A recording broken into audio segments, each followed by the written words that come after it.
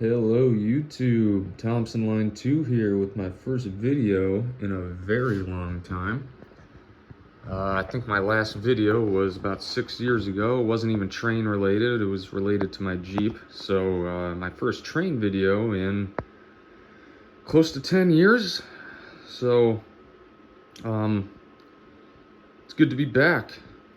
I figured now is the time to finally create a video, and the purpose of this is just to explain, where I was when I made those videos way back in the day. I was a middle schooler. I was like 13, 14, 15 years old making all those videos.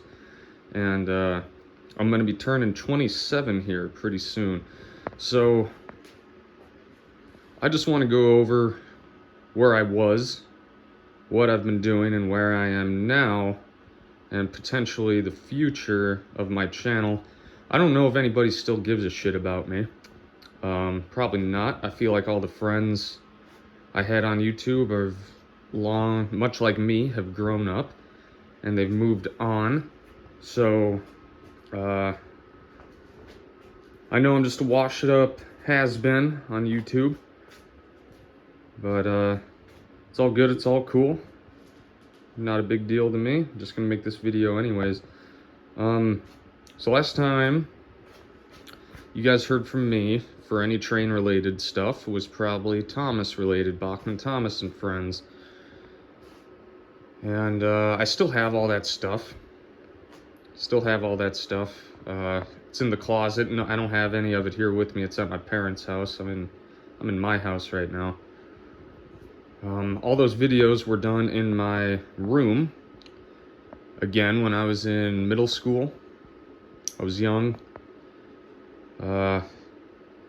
And I learned a lot from it. Bachman models, straight DC, all Bachman easy track. No sound, nothing like that, right? So it was very primitive. And,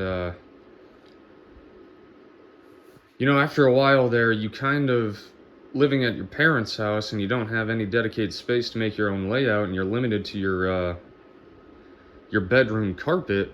It kind of takes the fun out of it, right? So eventually I just put all that stuff away. All my Bachman, all my train stuff that I had up to that point, I had put away. And I really didn't touch it too much within the past 12 years. I really haven't touched it much. But what happened within the past year or two is I pulled out all my stuff and I started making changes and taking the hobby a lot more seriously than I had when I was a kid. So after a 12-year gap, let's say about 12 years here, my perception of the hobby has changed a lot. I used to find it limiting, being strictly Bachman, Thomas, and Friends, straight DC. Being a kid in middle school that didn't have a whole lot of skills, didn't have a whole lot of knowledge to actually take the hobby to its limits, things like soldering and weathering and doing decals and custom paint jobs, things like that. I wasn't there yet, so now that I'm older, and I have a big boy job. I'm a quality engineer. I went to college, I got an engineering degree, and I'm a quality engineer at a company that makes medical devices, implants and instruments that go in your body for the rest of your life. So I've got a big boy job now. And with a big boy job means big boy money. So now I have the resources and the means to actually enjoy this hobby the way that I always wanted to when I was, 13, 14, and 15. Because back then your whole life revolves around, Christmas and your birthday to get these things. And it's not like that anymore. I got no problem dropping $200 on a locomotive if I think it's worth it now. I think it's, because the hobby's just advanced that much. 12 years ago, all these things I wanted to do used to cost a lot of money, right? Like DCC and sound, and now it's a lot more accessible to people, including me. So that's a big part of this, is that the hobby's changed a lot. My skill set has changed a lot, and my tastes have changed a lot. You won't see any Bachman, Thomas, and Friends on here. I think I'm done buying that, guys. I think they're overpriced. I used to think they were detailed. They're really not. They're still fun. I don't regret it. I'm sure I'll run them every now and then, pull them out of the closet. But I'm all about realism now, guys, and that's the name of the game now. 12 years ago, DCC and sound completely out of my control, but I'm older, I can pay for this stuff. You know, DC guys, this DCC and sound, this, talk about a game changer. I mean, it completely revitalized interest in the hobby for me. DCC alone, and then I started getting sound. Then I started getting engines that did all sorts of crazy stuff like smoke and have 10 million different lights, and you know, I got into programming them, and it's just, it's not even the same hobby as it was when I was a kid. It really isn't. So I'm just really enjoying it a lot more this time around. And a big part of that is, like I said, I'm a grown-ass, I'm not going to call myself a man, but I'm technically an adult now. And I have the money and the space to do some fun stuff. I still rent a house. I don't own a house. Otherwise, believe me, if I was hunkered down in a house that I knew I was going to be staying at for a long time, I would definitely have a layout that went around the entire basement, and I wouldn't be limited to this ping pong table setup. This is temporary. I set this up. I utilize the max amount of space of it as I can. As you can see, you got a turntable, sidings, two main lines here. So it's enough to play around with.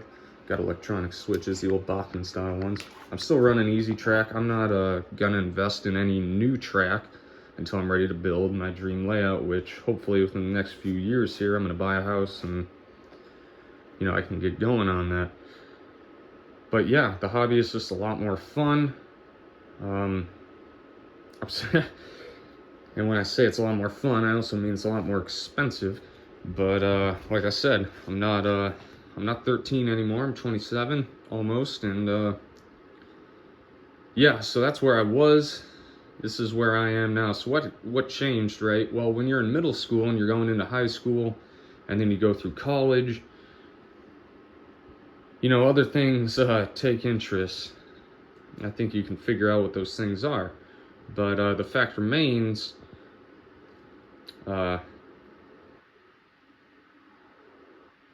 know, I'm back in full force here, and this is my main hobby once again. I had some other interests that took precedence, and you know, I put all my trains away for 10-12 years, and I got into DCC and sound, and it's a game changer, and I can solder, and I can weather, and I can paint my own models and do my own decals. I do my own projects. So all these things I never used to do before, right? Like for example here, this is a perfect example. This is what I'll do now. I'll just buy this. This is like a old Mehano. I think they just call it a center cab switcher and this is from the 70s, right? This is a perfect project because it came with those crappy horn hook couplers. So it took quite a bit of craftsmanship to actually get KD knuckle couplers on there. And of course they are to the correct height per coupler height gauge. All stuff I never would have done when I was 13, making those videos before. So I put DCC in it. I put the hell did they call them? You know, a keep alive. Yeah, I put a keep alive in here, and put LEDs in here. Swap the couplers over, and it's a badass little engine now. Here's another example. Crappy old Bachmann coach, Union Pacific. I'm sure a lot of you guys have these. I turned it into my own custom Lake Superior and Ishpeming Railroad coaches based off photos. It's not exact, but it's a start. And you can see I have a whole fleet of LS and I coaches here. I have a lot more than that I made.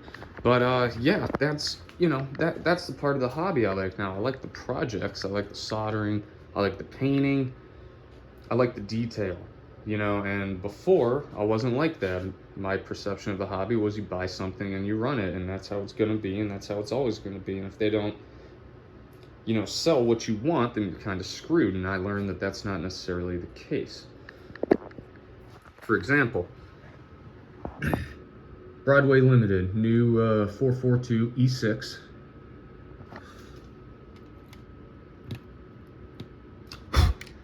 piece of paper on there. It's driving me nuts. It's my favorite steam locomotive of all time, the Pennsylvania Railroad E6. Obviously, only the Pennsylvania Railroad had them.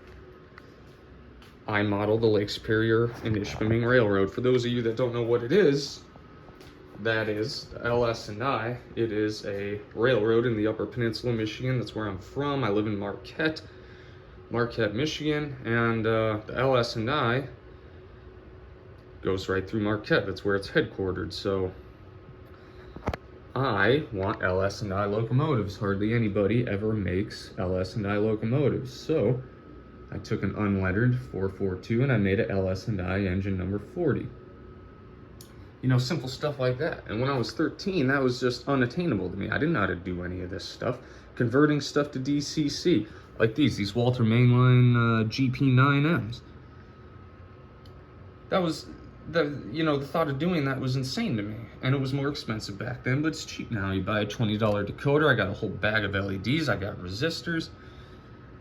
And that's the fun part to me, is improving stuff. And this hobby is just full of it. And I didn't realize it at the time.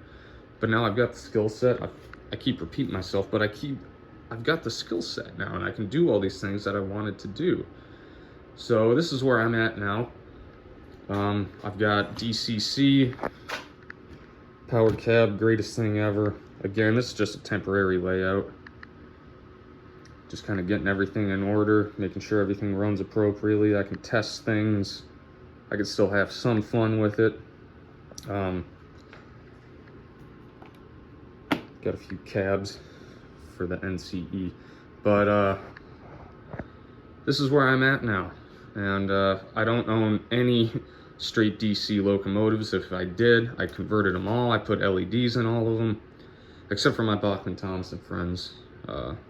I don't really see the point in doing that. I don't plan on running those in DCC. But yeah, that's what I do now, and this is what I do. So just to give you an idea of how my taste has changed, you know, I got some freight cars here. I don't buy brand new freight cars. I think they're a ripoff. You're looking at 25 bucks for like one box car, which is just highway robbery to me. So I just go online and I buy just lots of cars, you know, box cars. I got grain cars here. Every one of these I just bought off eBay in these huge lots, coal hoppers, you know, just hoppers, flat cars, cattle cars, box cars, a bunch of ore cars. When you're modeling the LS&I, you need ore cars, a bunch of passenger cars, maintenance away car, a whole bunch of coaches. As you can see, more LS&I coaches that I made there out of the crappy Bachman Union Pacific ones, logging cars, other specialty box cars. You know, that's what I'll do. I'll just buy these huge lots and I'll make a week out of restoring them all. You know, 20 cars, coupler conversions, getting coupler heights correct, replacing broken things, whether it be handrails or brake wheels or anything like that. You know, that's the aspect of the hobby that I really, really enjoy now. Is it's project oriented. It's not about just buying something and having it amuse you anymore, which is how it was when I was a kid. And it's not like that anymore, at least not for me. And that's where I'm at. So that's where I get all my rolling stock. I'll just go around, show you some of the locomotives I have now. I have real expensive taste now, going from Bachman Thomas and Friends to these. Both of these are Broadway Limiteds, Paragon 4, LS&I number 32. I was super pumped that they came out with that, because I have never seen a manufacturer come out with an LS&I steam locomotive. So I hopped on that. It smokes like a steam train. I was gonna say it smokes like a chimney, but it smokes like a steam train, as it should. Same thing with the PRR. It's not a PRR, it's an LS&I, since I made it that way. But yeah, pretty cool there. I got two nice Broadway Limiteds. We'll continue with the steam for now. Got some other steam locomotives here. Gonna make it focus. That is a 462 Pacific on the far left. Moving to the right. That is a 282 Mikado. Both of these are Canadian National.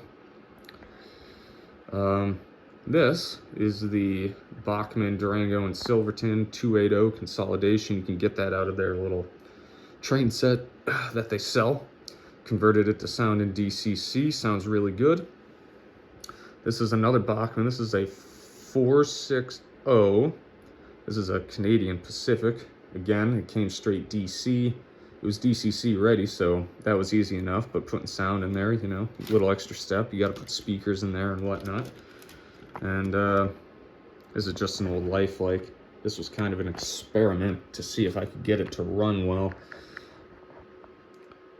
So I added wheel wipers on the tender wheels to see if I can get some better electrical pickup. Again, I tried DCC in there. It was kind of a failure. It still stalls all the time, even with the additional tender pickups. I might have to add weight, or I might just abandon it. But yeah, so that's kind of my steam fleet. I also have 2 locomotives, not in use right now. I don't even have them out. This is the Echo Valley Express set from Bachmann. Comes with DCC. This is where I first got into DCC, was this. So yeah, I've got that locomotive. That's DCC and sound. And I also have this old school Old Time Village Express. Any of you that owns this know that it's basically a toy. It looks really good, which is why I'm going to have it as a display piece, maybe under a pavilion of sorts when it's on my layout finally. But yeah, I'm not going to run it, which is why it's still in the box right now. But yeah, so what else is there? Yeah, we'll keep going through the list of locomotives that I have. These pop up on eBay every now and then. These are Atlas Classics. That is an RS3. That's an RS2, and then I have 2 RS1s here, different road numbers. But yeah, these were all Atlas Classics. Bought them off eBay. Again, made them DCC. I didn't put sound in them. There's not a whole lot of room in there. But yeah, so I've got, these are all Lake Superior and Ishpeming railroads. Again, hard to come by these locomotives, so I'm always on eBay getting them up, upgrading them to DCC, doing that. Same thing with these ore cars here. This is genuine Lake Superior and Ishpeming Railroad ore that I got 5 minutes from my house.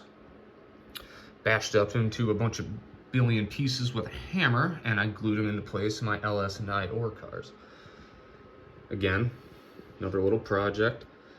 So I've got a bunch of LS&I diesel engines. Let's see here. I have a bunch of Soo Line stuff because the Soo Line also ran through the UP and had a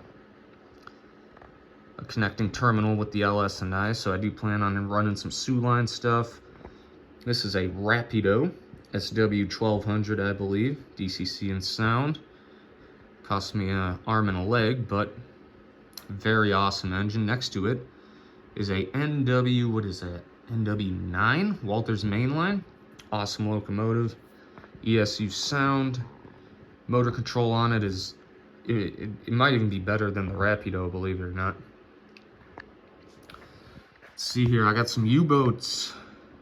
Pair of U-boats. I like consisting these. It's a good time. Just love U-boats. I think they're great. These are Atlas Master Series Gold that came with sound in DCC. Hardly did anything to these. I put the little bulbs on top. They're non-functional, but I think they look good.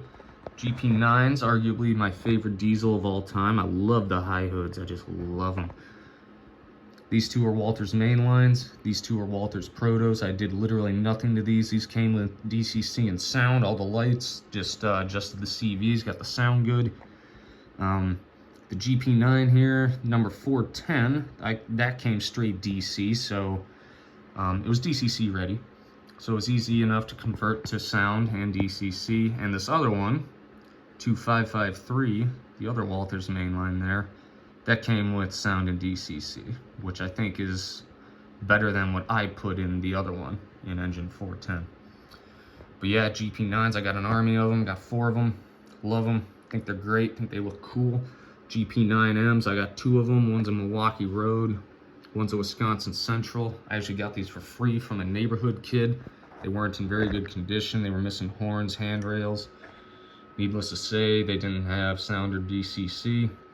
So, replaced the LEDs, replaced the horns, replaced the handrails, put SoundTraxx non-sound decoders in them, and they run like a dream now.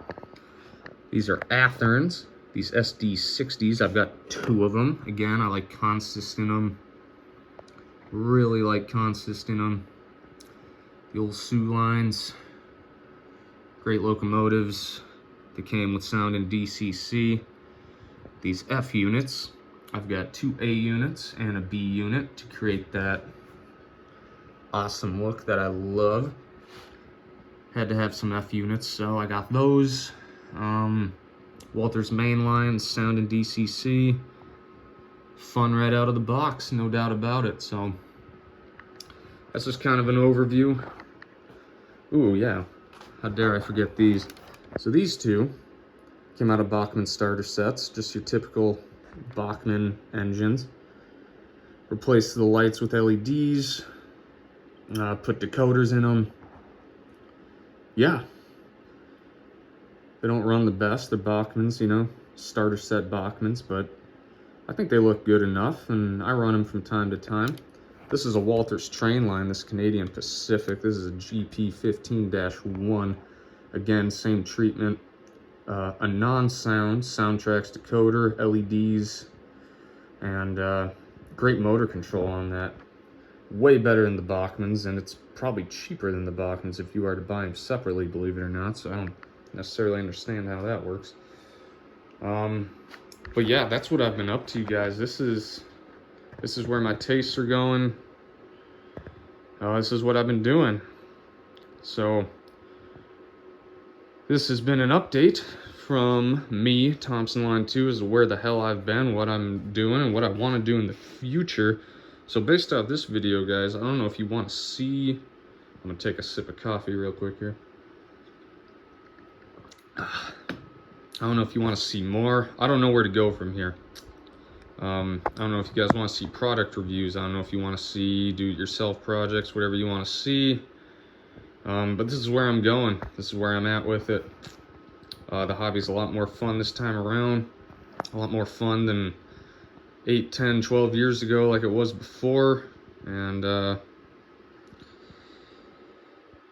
yeah, so if you guys want to see some more stuff, let me know.